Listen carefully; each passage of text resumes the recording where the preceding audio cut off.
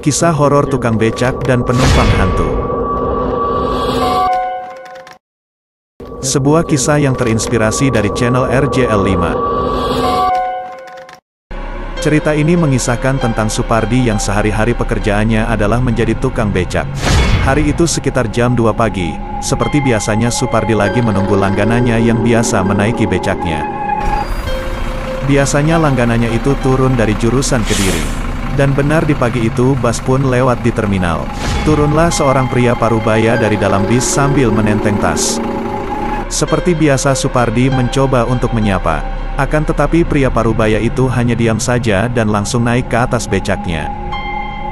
Singkat cerita Pak Supardi pun langsung mengayuh becaknya. Dan ketika Pak Supardi mengajak ngobrol, pria parubaya itu tidak menjawab dan hanya mengangguk-angguk saja. Padahal biasanya pria langganannya itu ramah dan selalu memulai obrolan dan mengajak bicara. Pak Supardi pun berpikir mungkin orang ini lagi kecapean atau banyak pikiran. Yang membuat Pak Supardi penasaran, pria langganannya itu sudah seminggu tidak pulang. Orang ini sebetulnya kemana? Karena selama seminggu ini Pak Supardi selalu menunggu pelanggannya itu di terminal. Akhirnya Pak Supardi memasuki komplek dan sampailah di sebuah bangunan besar dengan arsitektur lawas. Dan sebelah rumah itu adalah lahan kosong.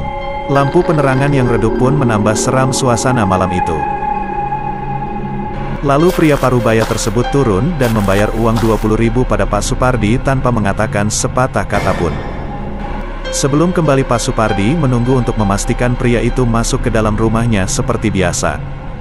Setelah itu Pak Supardi pun menaiki becaknya lagi untuk kembali ke pangkalannya. Dan, ketika keluar komplek tiba-tiba, Pak Supardi dicegat sama satpam.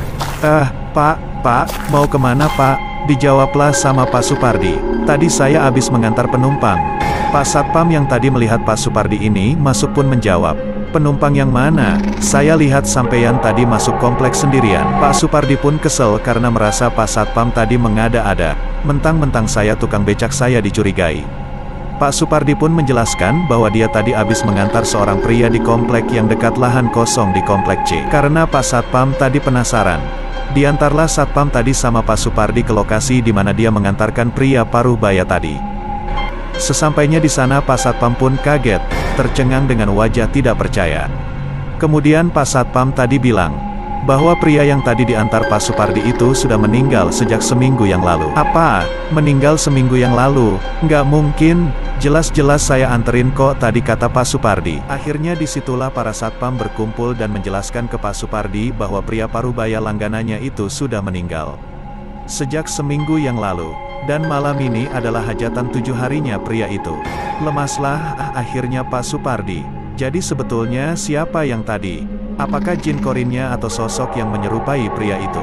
Entahlah, yang jelas di hari itu Pak Supardi takut dan gemetaran sehingga dia tidak menarik becak selama seharian.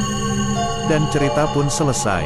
Terima kasih sudah menonton. Untuk mendukung channel Kartun Merakyat ini terus berkarya, tolong subscribe, like dan share YouTube Kartun Merakyat. Salam mencekam.